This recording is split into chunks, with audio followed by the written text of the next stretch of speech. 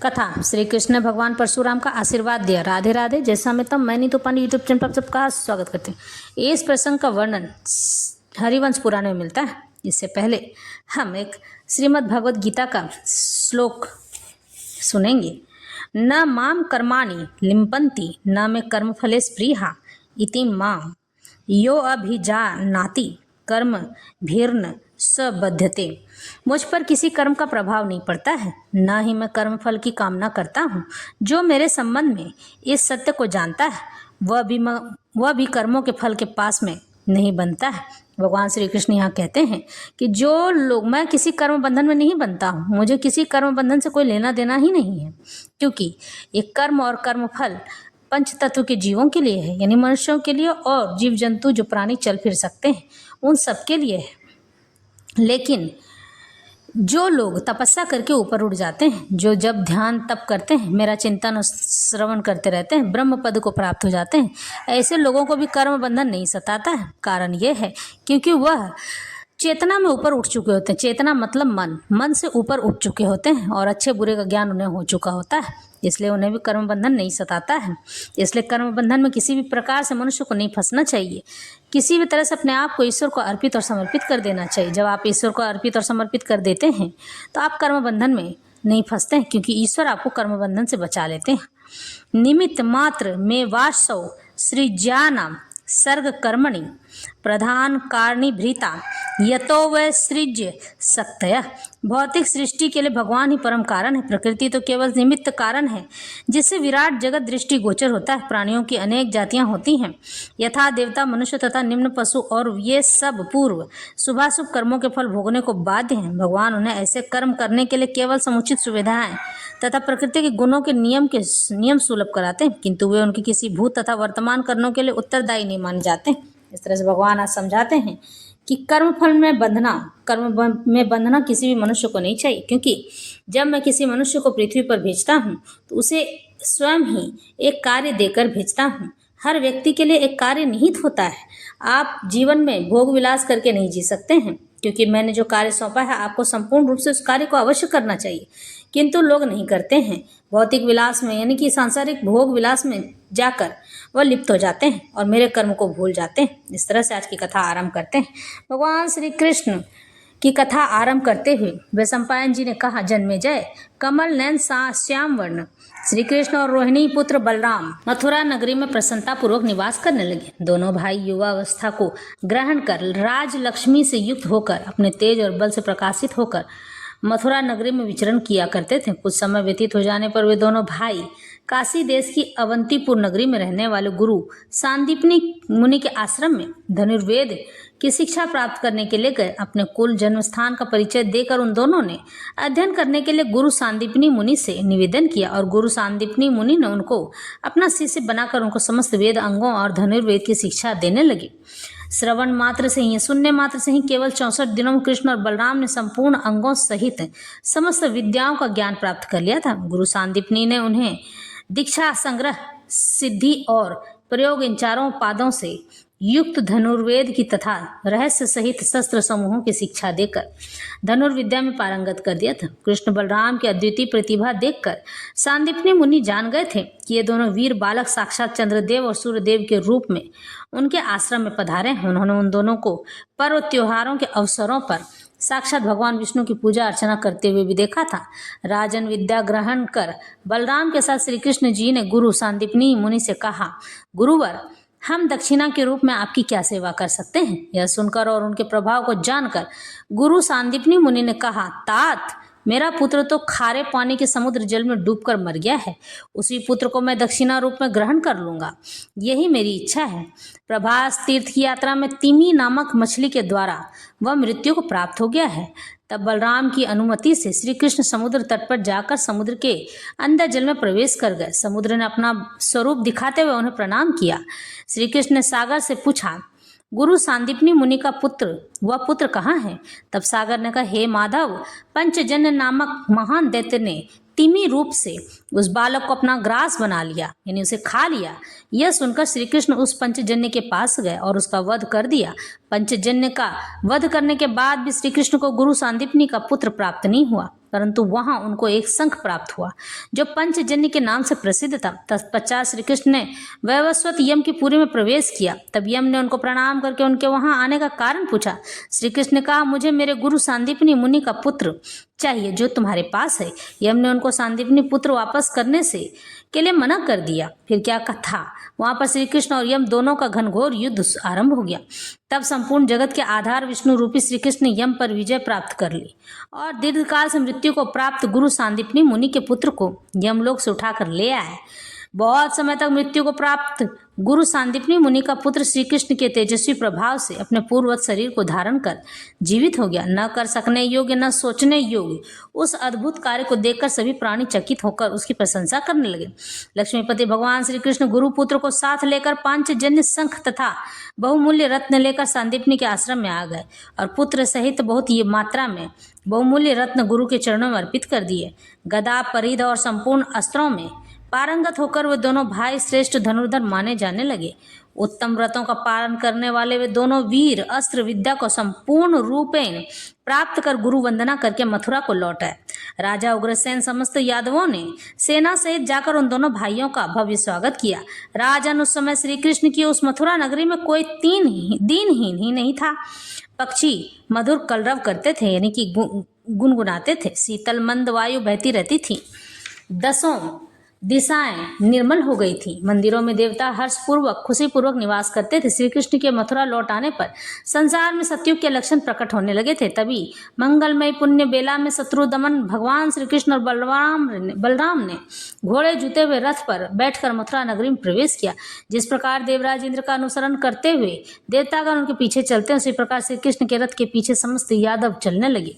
हर्षातिरेक से पूर्ण चंद्र और सूर्य के समान सुशोभित मुखमंडल वाले श्री कृष्ण और बलराम अपने पिता के समान सुशोभित मुखमंडल वाले अपने पिता वसुदेव के भवन प्रवेश कर गए। मनोहर रूपधारी दोनों भाइयों ने समस्त आयुधों को उतार कर रख दिया और इच्छानुसार उस नगरी में भ्रमण करने लगे। रवतक पर्वत के समीप फल फूलों से पूर्ण उद्यानों, बागों और कारंड पक्षियों के कलरवों से चचाने से सुशोभित स्वच्छ सरिता के तटों पर घूमने लगे। एक ही तत्व से बने हुए वे दोनों भाई मंगलकारी और दर्शनीय मुख वाले राजा उग्रसेन का अनुसरण करते हुए कुछ काल तक मथुरा नगरी में सुखपूर्वक रहे। फिर वैशंपायन जी ने आगे कथा सुनाते हुए कहा, हे जन्मेजय, राजा जरासंध की अस्ति और प्राप्ति नामक दो पुत्रियां थी और इन दोनों का विवाह कंस से हुआ था। जब जरासंध को अपनी पुत्रियों द्वारा सूचना मिली कि उनका पति कंस कृष्ण के हाथों मारा गया है, तब उस जरासंध ने शीघ्रता से अपनी 6 अंगों वाली रथ, हाथी, घोड़े, पैदल, धन धान्य और क्रेता व्यापारी सेना लेकर मथुरा पर आक्रमण कर दिया। वह कंस के ऋण से उरीन होने से संपूर्ण यादवों का नाश करना चाहता था। सूरसेन देश का स्वामी कंस जरासंध के बल का सहारा लेकर यादवों का अनादर करता था और अपने पिता उग्रसेन को कैद करके स्वयं राजा बन बैठा था और जरासंध पुत्री अस्ति और प्राप्ति के साथ सुखपूर्वक रहता था। राजन, तुमने सुना होगा वसुदेव अपनी जाति के कल्याण हेतु उग्रसेन के कार्य में तत्पर रहते थे और वसुदेव के इस व्यवहार से कंस उनसे रुष्ट रहता था। बलराम और श्री कृष्ण के द्वारा जब वह दुष्ट कंस मारा गया, तब भोज, वृष्णि और अंधक वंशी यादवों ने उग्रसेन को अपना मान लिया था। अपनी दोनों पुत्रियों से प्रेरित होकर जरासंध ने अपने दामाद कंस का बदला लेने के लिए मथुरा पर आक्रमण कर दिया। वह क्रोध रूपी अग्नि से जल रहा था। उसके अधीन रहने वाले राजा, मित्र, बंधु, बांधव आदि सभी जाति के लोग अपनी खुशी से सेनाओं सहित जरासंध के साथ मिल गए। उनमें करुष देश का राजा दंतवक्र चेदीराज, शिशुपाल कलिंग का राजा श्रुतायु, श्रेष्ठ पौंड्रिक, वासुदेव संस्कृत कौशिक राजा भीष्मक तथा धनुर्धारी भीष्मक पुत्र रुक्मी, ये सब जरासंध के हितैषी थे। ये सब महारथी राजा श्री कृष्ण और बलराम से बैर रखते थे। अतः इन सभी राजाओं ने जरासंध के पीछे चलकर सूरसेन देश में जाकर मथुरा नगरी को चारों ओर से घेर लिया। वैशंपायन जी ने आगे कहा, राजन, इस प्रकार इन सब राजाओं ने पूरी मथुरा नगरी को घेर कर उसे अपनी छावनी बना लिया है। उस समय सभी वृष्णि वंशियों ने श्री कृष्ण के नेतृत्व में इन सभी राजाओं को देखा। श्री कृष्ण ने हर्षित होकर बलराम से कहा, आर्य, लगता है देवताओं का कार्य प्रयोजन अब सिद्ध होने वाला है। यह जरासंध स्वयं चलकर हमारे पास पहुंच गया है। उसके वायु सदृश वेग वाले रथों की ध्वजा का अग्रभाग दिखाई दे रहा है। भैया, विजय कामना से युक्त इन राजाओं के रथों के श्वेत छत्र आकाश में हंसों की पंक्ति के समान प्रतीत हो रहे हैं। यह जरासंध हम दोनों की युद्ध की कसौटी और समर क्षेत्र का पहला अतिथि दुश्मन है, जो सही समय पर यहाँ आया है। युद्ध का आरंभ करने से पहले हमें उसकी सैन्य शक्ति का पता लगाना आवश्यक है। ऐसा कहकर श्री कृष्ण शुद्ध एवं शांतचित्त मन से उसकी सेना का निरीक्षण करने लगे और उस समर भूमि में उपस्थित राजाओं को देखकर मन ही मन विचार करने लगे। अहो, यही वे राजा हैं जो राजोचित मार्ग पर चलकर शास्त्रोक्त विधि से विनाश को प्राप्त होने वाले हैं। इन भयंकर सैन्य समुदाय से पृथ्वी ठसाठस भर चुकी है, तिल मात्र भी स्थान शेष नहीं बचा है, परंतु अल्पकाल में ही यह सब नरेश सेना सहित मारे जाएंगे, तब यह पृथ्वी निर्जन हो जाएगी। वह सम्पायन जी कहते हैं, राजन इस प्रकार समस्त राजाओं का स्वामी जरासंध कुपित होते हुए सेना सहित आगे बढ़ने लगा। अतुल सैन्य बल के साथ आगे बढ़ता हुआ जरासंध एक विशाल समुद्र की भांति प्रतीत हो रहा था। इस प्रकार विशाल सेना सहित समस्त राजाओं ने संध्या काल होते होते संपूर्ण मथुरा नगरी को घेर कर किलाबंदी कर दी। उसके बाद रात्रि व्यतीत होने पर प्रातःकाल सब नरेश मथुरा पर आक्रमण करने के लिए एकत्र हो गए तथा युद्ध के लिए शुभ अवसर ज्ञात कर आपस में विचार करने लगे। उस समय समस्त सेना का स्वरूप नीरव और निश्चल समुद्र की भांति हो रहा था, जहां कोई हलचल नहीं थी। तभी जरासंध अपनी ऊंची वाणी में सेनाओं से कहने लगा, राजाओं की सेना अब शीघ्र आक्रमण करना शुरू करें। पत्थरों के गोले बरसाने वाले यंत्र लगा दिए जाएं। पृथ्वी को जल छिड़क कर समतल पर लिया जाए। आज से इस मथुरा नगरी को अब तब तक घेर के रखा जाए जब तक मैं उस श्री कृष्ण और बलराम रूपी दोनों ग्वालों को अपने तीखे बाणों से धराशायी न कर दूं। आकाश को बाण समूह से इस प्रकार आच्छादित कर दिया जाए ताकि पक्षी भी उड़कर बाहर न जा सके। मेरा आदेश मानकर समस्त राजा समीपवर्ती भूभागों पर खड़े रहें और जब जहां जैसा अवसर मिले शीघ्र ही चढ़ाई कर दें। इस प्रकार यह मथुरापुरी शीघ्र ही सेनाओं द्वारा गिर जाएगी और आज ही आप सब नरेश मिलकर ऊंचे नीचे महलों के समूह से भरी इस नगरी को मिट्टी मिलाकर समतल भूमि के समान एक सा कर दें। इस प्रकार सेना सहित सभी राजाओं को आदेश देकर चतुरंगिनी सेना का व्यूह बनाकर जरासंध ने यादवों की सेना पर आक्रमण कर दिया। तब प्रहार कुशल यादव अपनी सेना का व्यूह रचकर जरासंध की सेना का डटकर सामना करने लगे। यह युद्ध दोनों पक्षों के बीच देवासुर संग्राम की भांति घनघोर युद्ध था। यह युद्ध कम सैनिकों के साथ अत्यधिक सैनिकों का था। सेना के बीच विचरते हुए वे दोनों भाई बलराम और श्री कृष्ण यह सोचने लगे, यदि हमारे पुराने अस्त्र हमें मिल जाते तो कितना अच्छा होता, हम नहीं अस्त्रों से युद्ध करते। उनका यह विचार मन में आते ही आकाश से भांति भांति के अस्त्र नीचे गिरने लगे। वे सभी अस्त्र दिव्यमान और सुदृढ़ थे और शत्रुओं से अपनी प्यास बुझाने के लिए उतावले हो रहे थे। उन अस्त्रों के पीछे मांस भक्षी भूत प्रेत आदि भी आ रहे थे, जो राजाओं और सैनिकों के रक्त और मांस का भक्षण करने को तत्पर थे। आकाश से गिरते हुए अस्त्र अपनी प्रभा से प्रकाशित हो रहे थे। संवर्तक नामक हल, सोनंद नामक मुसल, साडक धनुष तथा कौमेद की गदा भगवान विष्णु के चारों ओर आयुध उन दोनों भाइयों के लिए उस महासागर में उतर आए। सर्वप्रथम बलराम ने मालाओं से विभूषित सरकते हुए सर्प के समान लंबे हल को अपने दाहिने हाथ में तथा शत्रुओं को आनंद विहीन करने वाले सोनंद नामक मुसल को बाएं हाथ में धारण किया। उसके बाद पराक्रमी कृष्ण ने गंभीर घोष आवाज वाले उत्तम साडंग धनुष को ग्रहण किया। देवताओं के कार्य सिद्ध करने वाले कमल नयन भगवान श्री कृष्ण के दूसरे हाथ में कौमेद नामक दिव्य गदा, कौमोदगी गदा स्वतः ही प्रकट हो गई। उन दिव्य अस्त्रों से युक्त विष्णु रूपी शरीर धारण कर बलराम और श्री कृष्ण युद्ध भूमि में युद्ध करने लगे।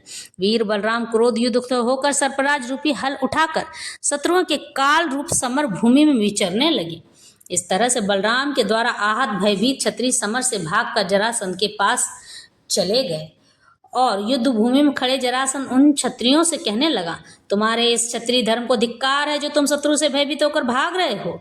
अतः जाओ और एक दर्शक की भांति खड़े हो जाओ जब तक मैं इन दोनों ग्वालों को यमलोक नहीं पहुंचा देता। इस प्रकार क्रोधित जरासंध के वचन सुनकर वे समस्त क्षत्रिय पुनः युद्ध करने के लिए युद्ध भूमि में उतर आए। कवच, खड्ग, धनुष, बाण, तुनीरों, ध्वज व पताका और परिधों को धारण करके वे सब राजा रथ पर बैठकर युद्ध करने लगे। सहसा भगवान श्री कृष्ण उत्तम गरुड़ ध्वज रथ पर चढ़कर जरासंध के सामने पहुंच गए।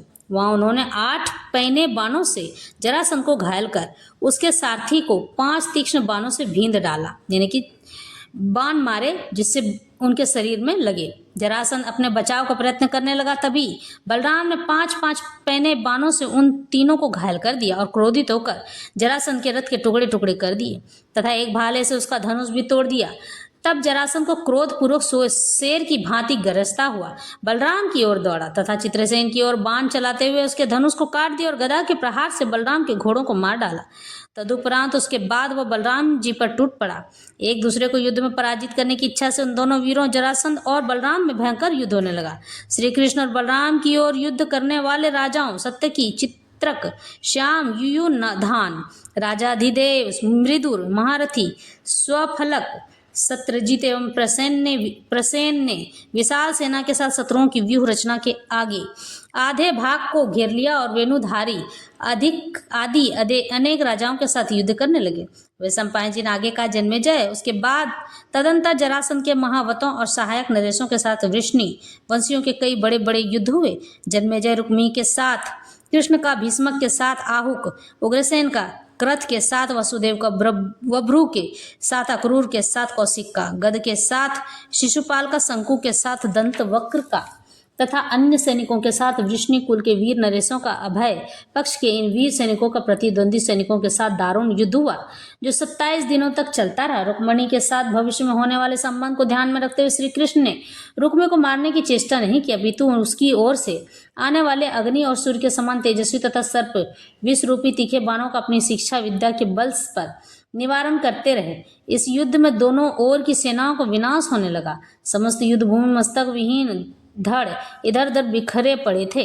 उस समय गंधर्वों सहित समस्त देवता, सिद्ध, महर्षि तथा सहस्त्रों अप्सराएं इस युद्ध को देखने के लिए आकाश में उपस्थित हो गए। राजन, देवताओं, गंधर्वों, यक्षों, महर्षि आदि से घिरा हुआ आकाश नक्षत्र समूहों की भांति सुशोभित हो रहा था। वे दोनों महाबली पैतरें बदल बदल कर युद्ध करते और थक कर बैठ कर जाते पुनः एक दूसरे पर प्रहार करने लगते। उस महासंग्राम में बलराम को क्रोध से हल और मूसल उठाते देख सब लोगों के सामने स्पष्ट रूप से यह आकाशवाणी सुनाई दी, बलराम, यह जरासंध तुम्हारे द्वारा वध के योग्य नहीं है। इसकी मृत्यु का कारण मुझे ज्ञात है। यह जरासंध जल्दी ही अपने प्राणों का त्याग करेगा। इसकी मृत्यु किसी और के हाथ से होनी है, इसलिए तुम अपना चित्त व्याकुल मत करो, अपने मन को व्याकुल न करो और क्रोध न करो। यह सुनकर जरासंध ने उदास होकर युद्ध करना बंद कर दिया। उधर बलराम ने भी फिर उस पर कोई प्रहार नहीं किया। इस प्रकार विष्णुवंशियों और जरासंध ने युद्ध से विराम ले लिया। राजन, इस प्रकार अविराम गति से दीर्घ काल तक चलने वाला युद्ध शांत हो गया। जरासंध पराजित होकर उदास मन से अपनी नगरी को लौट गया। भगवान श्री कृष्ण द्वारा सुरक्षित महाबली यादव अपने उद्देश्य में सफल हो चुके थे, इसलिए वह भी अपनी सेना के साथ प्रसन्न होते हुए वापस मथुरा नगरी को लौट आए तथा आकाश से जो दिव्य आयुध अस्त्र पृथ्वी पर उतरे थे वे भी उसी समय अंतर ध्यान हो गए थे। राजन विष्णुवंशी जरासंध को पराजित करके भी उसे पराजित नहीं मानते थे, क्योंकि वह अत्यंत पराक्रमी और विशाल सेना से युक्त था। यादवों को जरासंध को मारने का अवसर 18 बार प्राप्त हुआ, परंतु वे उसको सदैव मारने में असफल रहे थे। जरासंध के पास 20 अक्षौहिणी सेना थी। उसकी अपेक्षा विष्णुवंशियों की सेना अत्यंत कम थी। 20 अक्षौहिणी सेना का मतलब है कि 20 राज्यों से सेना आई हुई थी। एक राज्य के सेना को एक अक्षौहिणी सेना कहा जाता है, जिनका 6 नाक होता हो, यानी जिन्हें कोई मार ना सकता हो। इसी कारण सब वृष्णि उससे अभिभूत प्रभावित हो जाते थे। मगध नरेश जरासंध को हराकर विष्णु वंश के सिंह जैसे पराक्रमी महारथी राजा सुखपूर्वक मथुरा में रहने लगे। वैशंपायन जी ने आगे कहा, जन्मेजय जरासंध को पराजित कर कमल नेत्र भगवान श्री कृष्ण और बलराम यादवों सहित मथुरा नगरी में निवास करने लगे। अभी अभी युवावस्था को प्राप्त राजोचित आभूषणों से विभूषित सूर्य चंद्रमा के समान वे दोनों कुमार वनों और प्रांतों से युक्त उस मथुरा नगरी में प्रसन्न हृदय से विचरण करते रहते थे। कुछ समय बाद अपनी पराजय से तिल मिलाया और क्रुद्ध जरासंध के हृदय में युद्ध का ज्वार पुनः उठने लगा। उधर जरासंध की दोनों पुत्रियां भी उसे युद्ध के लिए उकसाती रहती थीं। अपने दामाद कंस की मृत्यु का स्मरण कर और पुत्रियों से प्रेरित होकर एक बार फिर जरासंध ने अपनी चतुरंगी सेना के साथ मथुरा पर आक्रमण कर दिया। यद्यपि यादवों का जरासंध के साथ 17 बार युद्ध हो चुका था और हर बार वे उसे हराने में लगा रहता था, हराने में सफल हुए थे, परंतु वे उसे मारने में असमर्थ थे। वह जरासंध अपनी हार से लज्जित होकर पुनः श्री कृष्ण वध की इच्छा से मथुरा की ओर लौट आया। उस इंद्र तुल्य पराक्रमी मगध नरेश जरासंध के इस आक्रमण से समस्त यादव भयभीत होकर आपस में विचार विमर्श करने लगे। उसी समय नीति कौशल के पंडित महातेजस्वी विकद्रु ने उग्रसेन सहित श्री कृष्ण से कहा, गोविंद, राजा वह है जो 6 गुणों युक्त राजनीति का पालन करे और उन 6 गुणों का उपयुक्त अवसर जानकर प्रयोग करे तथा उन 6 गुणों का महत्व और गुप्त रहस्य समझता हो। वैशंपायन जिनका राजन विक्रद्रु की बातों को ध्यानपूर्वक सुनकर महाप्रतापी वसुदेव ने शांत चित्त होकर श्री कृष्ण से कहा, पुत्र, राजा विक्रद्रु ने सत्य और राजधर्म की बात कही है जो संसार के कल्याण के लिए है, अतः तुम वही मार्ग अपनाओ जो हम सबके हित में हो। इस प्रकार श्री कृष्ण ने अपने पिता वसुदेव और विक्रद्रु के विचार सुनकर कहा, आप सब लोगों ने वैर के मूल कारण को ध्यान में रखते हुए शत्रुओं के पराक्रम, न्यायोचित व्यवहार, शास्त्र की आज्ञा तथा दैववश भविष्य की घटनाओं पर आधारित कार्य पर दृष्टि रखते हुए जो ये सब विचार प्रस्तुत किए हैं उनको मैंने सुना है। अब आपको मैं उसका उपाय बताता हूँ, यदि आपको वह उचित लगे तो उसे ग्रहण कीजिएगा। यह सत्य है कि एक कुशल राजा को संधि, विग्रह यानी आसन, द्वेष भाव और समाश्रय, इन 6 गुणों वाली राजनीति के अनुसार व्यवहार करना चाहिए। समय को ध्यान में रखते हुए विद्वान पुरुष को चाहिए कि वह शत्रुओं से अपने रक्षा करने के लिए उस स्थान का त्याग कर दें। यदि वह युद्ध करने में सक्षम है तभी युद्धभूमि में प्रवेश करें। मैं शक्तिशाली होते हुए उस वर्तमान परिस्थिति को ध्यान में रखते हुए अपनी जीवन की रक्षा तो बलराम के साथ यहाँ से पलायन कर दूंगा, चला जाऊंगा। यहाँ से जाने के बाद मैं आर्य बलराम के साथ स्वयं को उनका दूसरा साथी बनाकर उस अक्षय शोभा संपन्न दक्षिण पथ में प्रवेश करूंगा जो समय पर्वत से मिला जुला है। वहाँ हम दोनों भाई एक साथ रहकर करवीरपुर, रमणी कौचपुर तथा पर्वत श्रेष्ठ गोमंत का दर्शन करें। हम दोनों के दक्षिण दिशा में जाने का समाचार जानकर राजा जरासंध घमंड में आकर मथुरापुरी में आने की अपेक्षा हमारा पीछा करेगा और पीछा करते हुए सेवकों सहित सौम्य पर्वत के वनों में जा पहुंचेगा और हम दोनों को पकड़ने की कोशिश करेगा। हमारी यह यात्रा मथुरा की प्रजा और इस पुरी के लिए कल्याणकारी होगी। इस प्रकार अपनी बात कहकर श्री कृष्ण बलराम सहित बिना किसी डर के दक्षिण दिशा की ओर चल दिए। इच्छा के अनुसार रूप धारण करने वाले नीति निपुण दोनों भाई सैकड़ों राज्यों में भ्रमण करते हुए सौम्य पर्वत के रमणीक शिखर पर जा पहुंचे। इसी प्रकार दक्षिण दिशा में विचरते हुए अल्पकाल में वे दोनों सौम्य पर्वत मालाओं से अलंकृत करवीरपुर में पहुंच गए जो उन्हीं के वंश के लोगों से विभूषित था। वहां पहुंचकर उन्होंने वेना नदी के किनारे एक वट वृक्ष के नीचे तपस्वी भृगु नंदन परशुराम जी को बैठे हुए देखा। महेंद्र गिरी पर भ्रमण करते हुए श्री कृष्ण और बलराम ने देखा कि परशुराम जी अपनी कामधेनु गाय को लेकर कहीं जा रहे हैं। तब वे दोनों भाई उनके समीप आए और उनके दर्शन करके चरण वंदना की। तत्पश्चात चतुर्वक्ता और लोक व्यवहार के ज्ञानी श्री कृष्ण ने अपनी मधुर वाणी में कहा, हे विप्रवर, आप यहाँ भी रणभूमि की भांति फरसा धारण किए हुए हैं, अतः हम आपसे कुछ पूछना चाहते हैं। आप हमारी बात सुनकर बिना किसी शंका के उसका उपाय तो बताएं।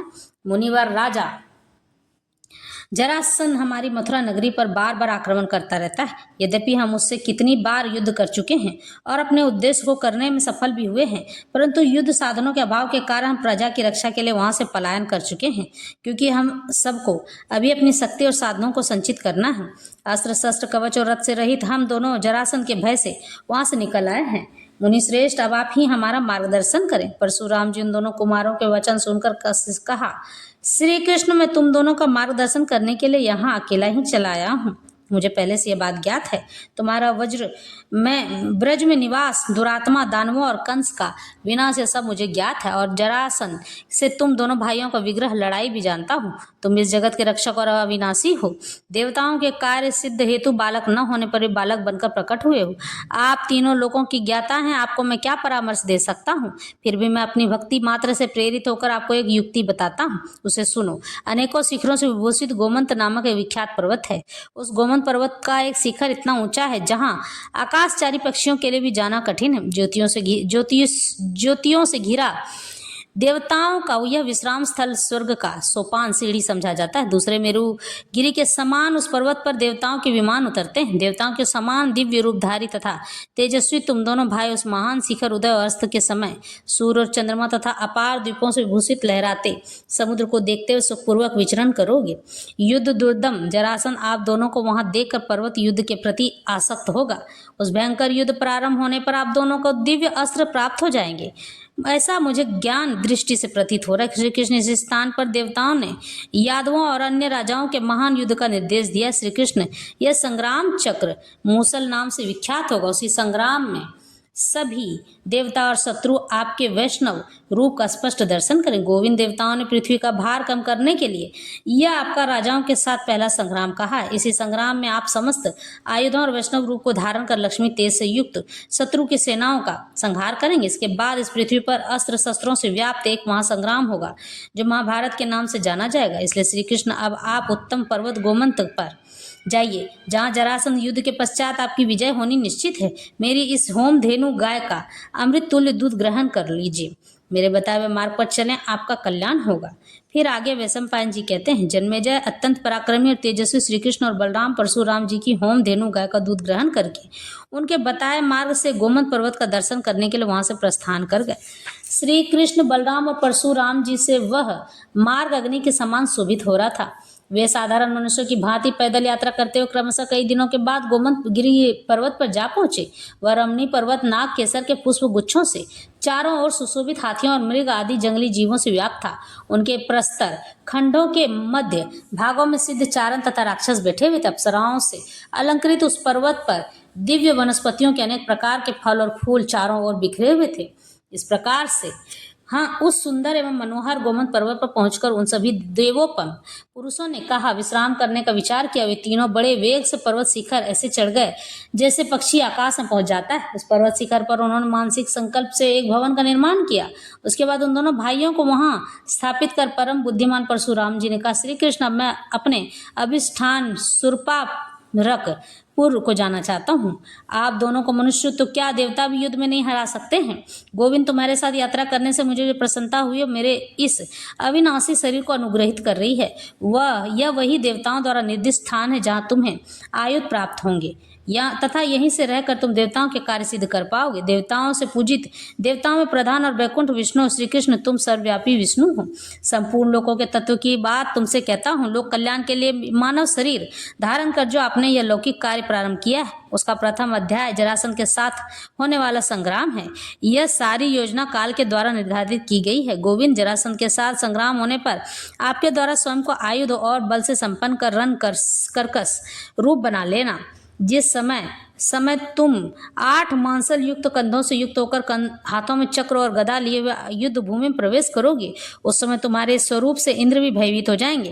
तात जब तुम हाथों में अस्त्र धारण कर युद्ध के लिए उद्यत हो जाओगे, तैयार हो जाओगे, तो आज से ही इस भूमंडल के राजाओं की स्वर्गीय यात्रा का आरंभ हो जाएगा। अतः हे महाबाहु गोविंद, अब आप शीघ्र ही ध्वजा युक्त अपने वाहन गरुड़ का आह्वान कीजिए और शीघ्र ही दानवों का वध कर नरेशों को स्वर्गलोक पहुंचाने के उद्देश्य से युद्ध प्रारंभ करो।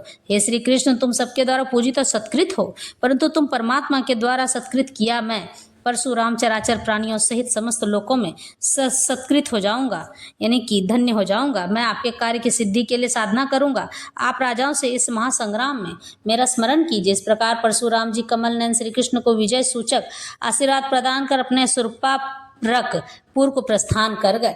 इस तरह से भगवान श्री कृष्ण परशुराम भगवान से मिलने के लिए गए और उनसे कुछ युद्ध की शिक्षा ली, कुछ उनसे आशीर्वाद लिया और कुछ यह जाने कि किस प्रकार से जरासंध से युद्ध किया जा सकता है।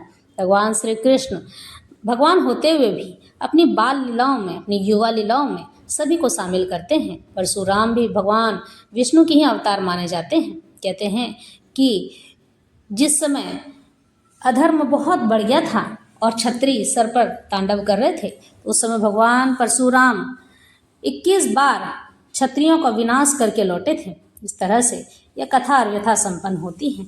हमारे जीवन में जो होता है सब अच्छे के लिए होता है और जो होगा सब अच्छे के लिए ही होगा, लेकिन मनुष्य भावना में बहकर उस अच्छे और बुरे का भाव उस दुख में समझ नहीं पाता है। भगवान श्री कृष्ण समझाते हैं कि जो व्यक्ति अपनी भावना में बहकर कोई फैसला लेता है, वह फैसला कभी भी सही नहीं हो सकता है। वह फैसला सदा सर्वथा ही गलत होता है और गलत फैसले कभी किसी के जीवन को नहीं बदल सकते हैं। कहते हैं कि गरीबी मनुष्य से जीवन में बहुत कुछ करवा सकती है। कोई व्यक्ति अगर गरीब है, कोई स्त्री अगर गरीब है, तो अपने बच्चे का भरण पोषण करने के लिए झूठ भी बोल सकती है, किसी के घर में चोरी भी कर सकती है। हालांकि उसकी ऐसी आदत नहीं है कि वह चोरी कर सके, झूठ बोल सके, लेकिन गरीबी ऐसी चीज होती है कि वो उससे झूठ भी बुलवा देती है और चोरी भी करवा देती है।